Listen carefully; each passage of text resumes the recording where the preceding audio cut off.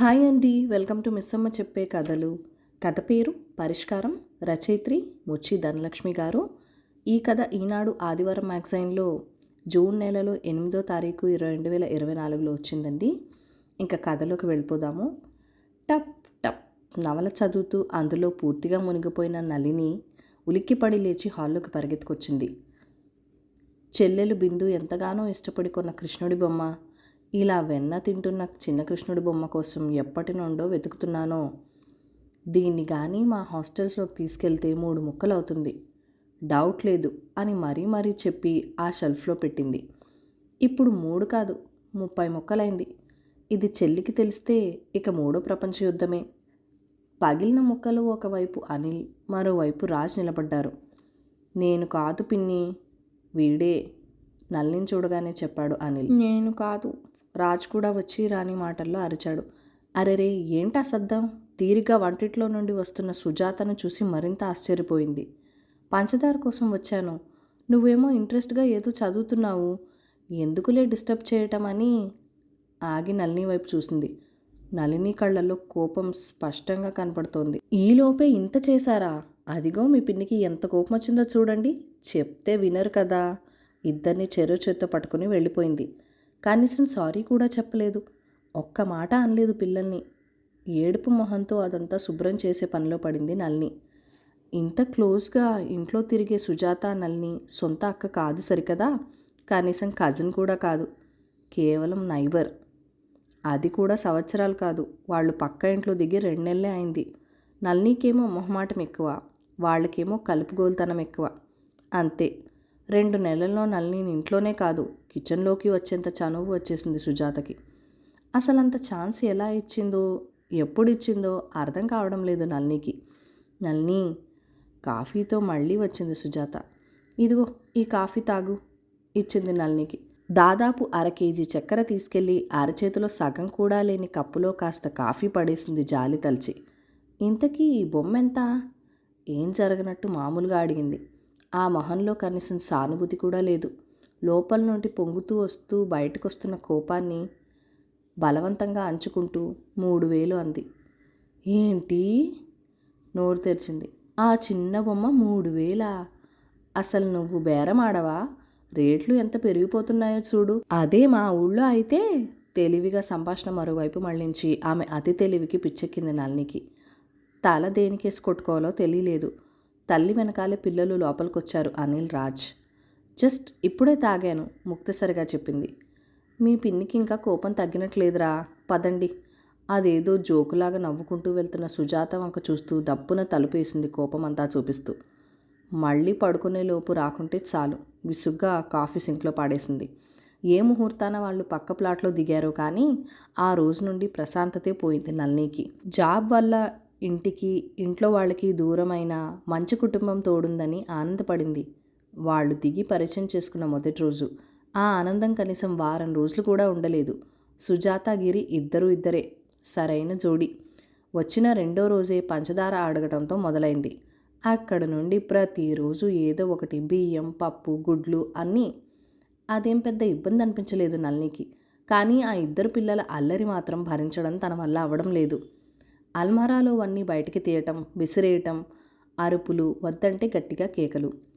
పిల్లలంటే తనకి కోపం లేదు. పిల్లలు తెల్ల కాగితం లాంటి వాళ్ళు.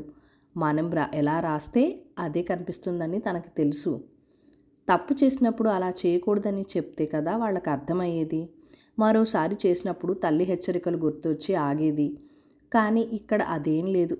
వాళ్ళు ఏం చేసినా ఎంత అరిచినా ఏమీ అనరు. పక్కింటి వాళ్ళు ఎవరైనా పొరపాటున ఏంటమ్మా ఈ గొడవ అంటే, మా ఇల్లు మా ఇష్టం, ఏదైనా ఏమైనా చేసుకుంటామండి మొహమాటం లేకుండా.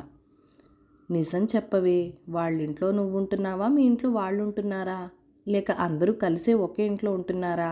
స్నేహితురాలు మైథిలి ఊరికే ఏడిపిస్తూ ఉంటుంది ఇంటికి వచ్చిన ప్రతిసారి. తను ఒంటరిగా ఉంటుందని సెలవు రోజుల్లో ల్యాప్టాప్ తీసుకుని ఇక్కడికే వచ్చేసేది మైథిలి. ఇద్దరూ కలిసి వర్క్ చేసుకునేవారు. ఇప్పుడు అది రావటం లేదు. హాలిడేస్ అయితే పిల్లల్ని ఇంకా పూర్తిగా నళిని దగ్గరే పంపించేస్తుంది సుజాత. మార్కెట్కి వెళ్తున్నారనో, షాపింగ్ అనో, తెలిసిన వాళ్ళకి ఒంట్లో బాగాలేదనో, ఫంక్షన్ అనో ఏదో ఒక వంక ఉదయం 9 అయ్యేసరికి పిల్లలిద్దరినీ అప్పచెప్పేసి సాయంత్రం 7 దాటాక దిగిపోతారు. దాదాపు 10 గంటల పైనే భరించాలి. ఇద్దరికీ ఒకే వస్తువు కావాలి. అక్కడి నుండి మొదలవుతుంది. షెల్ఫ్లో ఉన్నవన్నీ తీస్తుంటారు. వద్దంటే ఏడుపు. ఆ రూమ్ నుండి ఈ రూమ్కి ఒకటే పరుగులు. గట్టిగా ఏదైనా అంటే అమ్మతో చెప్తామని బెదిరింపులు. కాసేపు బుక్ తీసి పక్కింటి ఎదురింటి వాళ్ళు కాలింగ్ బెల్ కొట్టి వచ్చేస్తుంటారు. సెలవు రోజు కూడా ప్రశాంతంగా ఉండనివ్వరా అని క్లాస్ పీకి వెళ్తుంటారు కొన్నిసార్లు ఎదురింటి వాళ్ళు. వాటన్నిటితో తల వాచిపోయి ఆదివారం వస్తుందంటేనే భయమేస్తుంది నళినికి. 2-3 సార్లు ఇదంతా చూసిన మైథిలి నళిని మొహమాటానికి ఓ దండం పెట్టి రావడం మానేసింది. ఇక ఇదంతా చాలదన్నట్టు ఓ గంటసేపు ట్యూషన్ చెప్పు, నీకు కాస్త టైంపాస్ అంటూ స్కూల్ నుండి రాగానే పుస్తకాలు ఇచ్చి పంపించేస్తుంది. జీవితంలో మొదటిసారి తన మొహమాటానికి తనకే అసహ్యం వేసింది. ప్రతిరోజు సుజాత కనిపించగానే చెప్దామని అనుకుంటుంది పిల్లలని పంపించొద్దు అని. కానీ ఆవిడ వాగ్దాటికి వాక్చాతుర్యానికి ముందు నిలబడలేకపోతోంది. నిజంగా నీలాంటి చెల్లెలు లేకపోవడం దురదృష్టం, రోజుకొకసారైనా అంటుంది. అంతేనా? అపార్ట్మెంట్లో అందరి దగ్గర దూరపు చుట్టరికం, వరుసకి చెల్లెలు అవుతుందని ప్రచారం మొదలుపెట్టింది. అలా చెప్తున్నది నీకోసమే. ఒంటరిగా ఓ అమ్మాయి ఉందంటే ప్రతి ఒక్కళ్ళు కళ్ళు నీ మీదే ఉంటాయి. ఇలా కొండంత అండగా మేమున్నాం కాబట్టే ఎవరూ నీ దగ్గరకు వచ్చే సాహసం చెయ్యట్లేదు. నిన్ను అలానే చెప్పమన్నారు మీ బావగారు. ఆ మాటతో నళిని నోరు మూతపడింది. వారం రోజుల తర్వాత వచ్చిన బిందు గట్టిగానే గొడవపడింది బొమ్మ కోసం. నీ మొహమాటం జబ్బుకి ఇంకెంత ఖర్చు అవుతుందో, అసలు ఎప్పటికీ మారతావు నువ్వు? తిడుతుండగానే కాలింగ్ బెల్ మోగింది. అదిగో 9 అయింది కదా, ఆహ్వానించని అతిథుల వేళైంది. ఈరోజు ఏం చెప్తారో. ఆదివారం రావటం పాపం. నువ్విక్కడే ఉండు, బయటకొస్తే బాగుండదు అని వెళ్ళి తలుపు తీసింది. ఆకుపచ్చ రంగు గద్వాల్ చీరలో సుజాత, నీలం రంగు సూట్లో గిరి మెరిసిపోతూ దర్శనమిచ్చారు. కళ్ళు కాస్త దించింది. దానికి పూర్తి వ్యతిరేకంగా స్నానాలు చేయకుండా నిన్నటి స్కూల్ డ్రెస్లోనే కనిపించారు పిల్లలు. తలుపు తెరిచిన బిందుని చూసి వాళ్ళు షాక్ అయ్యారు. బిందు తత్వం సుజాతకి బాగా అర్థమైంది. ఆ 2 నెలల్లో నళిని దగ్గర ప్రదర్శించిన టెక్నిక్స్ ఏవి పనిచేయలేదు. ఏదో మేం పక్కన ఉన్నాం కాబట్టి మీ అక్కనింత జాగ్రత్తగా చూసుకుంటున్నాం, లేకుంటే ఎన్ని ఇబ్బందులు పడేదో. ఆఖరి అస్త్రం వదిలింది ఒకసారి బిందు దగ్గర. మా అక్క ఇక్కడికొచ్చి 2 సంవత్సరాలు దాటింది. అప్పటి నుంచి దాని జాగ్రత్త అదే చూసుకుంటుంది, చుట్టుపక్కల వాళ్లతో ఒక్క మాట కూడా రాకుండా ఒత్తి పలికింది కావాలని. అందుకే బిందు వచ్చిన 2-3 రోజులు కాస్త దూరంగా ఉంటుంది సుజాత. ఎప్పుడొచ్చావమ్మా, బాగున్నావా? తీయగా పలకరించింది. ఉదయమే వచ్చాను. ఎక్కడికో వెళ్తున్నట్టున్నారు? అన్నయ్య వాళ్ళ గృహప్రవేశం. ఇదిగో పిల్లలిద్దరిని రమ్మంటే పిన్నితో ఉంటామని ఒకటే గొడవ, మురిపంగా పిల్లల్ని చూస్తూ చెప్పింది. అవసరం తనది, అయినా రిక్వెస్ట్గా అడగడం లేదు సరికదా. మీకోసమే త్యాగం చేస్తున్నామన్నట్లు చెప్తున్న ఆవిడ తెలివికి భగ్గుమంది బిందు మనసు. అరేరే, మరెలా? మేం కూడా ఈరోజు బయటికి వెళ్తున్నాం అంది కూల్గా. ఇద్దరి మొహాల్లో నవ్వు ఎగిరిపోయింది. పోనీ మధ్యాహ్నం వరకు చూసుకోండి.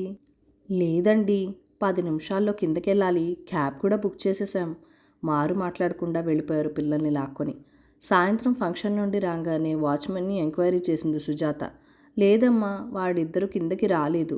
ఒకరోజు పిల్లల్ని చూసుకోమంటే అబద్ధం చెప్పాల్సిన అవసరం ఏముందంట? కోపంగా పైకెళ్ళింది. తలుపు తెరిచి ఉండటంతో లోపలికెళ్ళి ఆవేశంగా ఏదో అనబోయిన సుజాత ష్ అని వారించింది ల్యాప్టాప్ ముందు కూర్చున్న బిందు. మీటింగ్ పెదాలు కదిపింది. బెడ్రూమ్ వైపు చూసింది నళిని కోసం. పడుకుంది అన్నట్టు సైగ చేసింది. చేసేదేం లేక వెళ్ళిపోయింది పెద్ద పెద్ద అడుగులేస్తూ.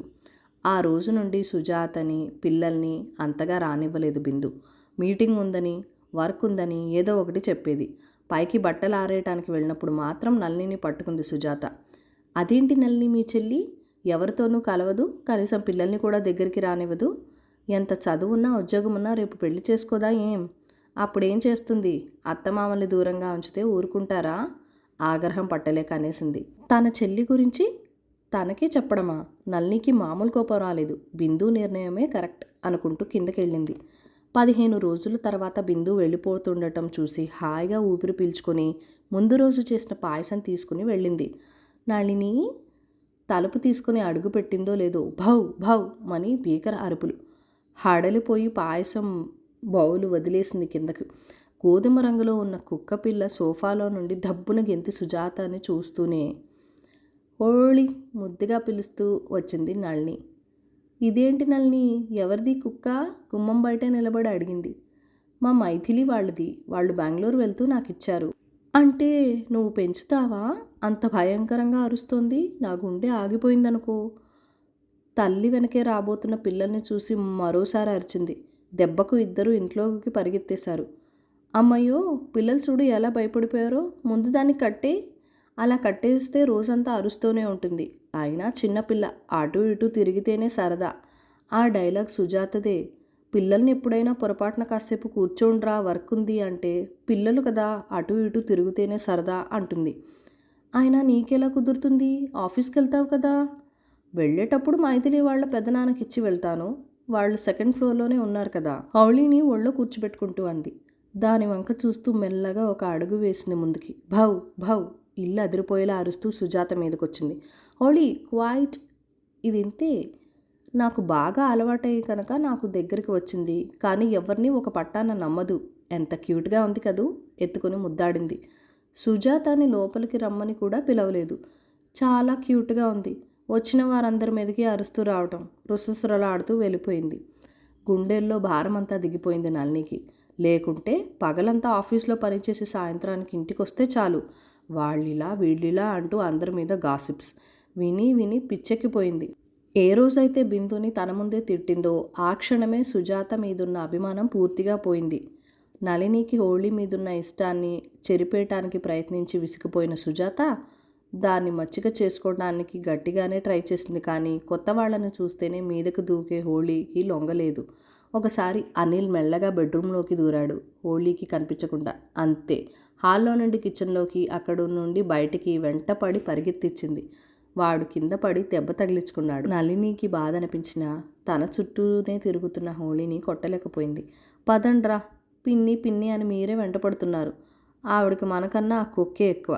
పిల్లలిద్దరు వీపులపైన నళిని చూస్తుండగానే 2 దెబ్బలేసి లోపలికి తీసుకెళ్ళిపోయింది. 2 నెలల స్నేహం 2 నిమిషాల్లో చెరిగిపోయింది.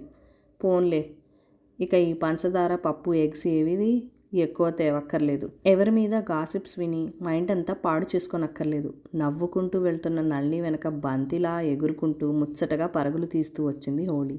కథ సమాప్తం. ఈ కథ మీకు నచ్చినట్లయితే కనుక లైక్ చేయండి, షేర్ చేయండి, మన ఛానల్ని సబ్స్క్రైబ్ చేసుకొని మీ సపోర్ట్ ఇవ్వండి.